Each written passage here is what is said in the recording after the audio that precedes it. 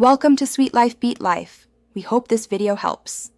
You start by confirming prerequisites. You have a recent Windows build and appropriate admin rights so commands can run. Once confirmed, open Start, type PowerShell, and choose Run as administrator if you will change system settings. Make sure to check execution policy with Get Execution Policy. If scripts are blocked, set a temporary policy with Set Execution Policy, Remote Signed Scope Process. This avoids permanent changes while letting you test scripts. Doing this now saves permission headaches later and keeps your system safer.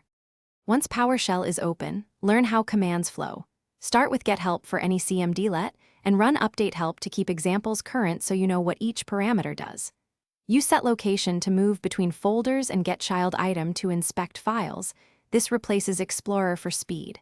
When working with data, pipe results. Get process where object name like *Chrome* to filter.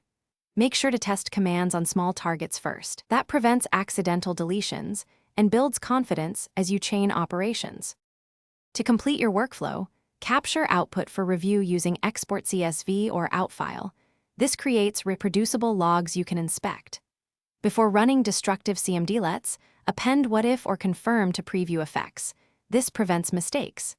If something goes wrong, look at $error0 for the latest exception, use Get Help for parameter details, and rerun smaller parts to isolate the issue. Make sure to revert temporary execution policy changes if you set them earlier. That keeps your environment secure after you finish.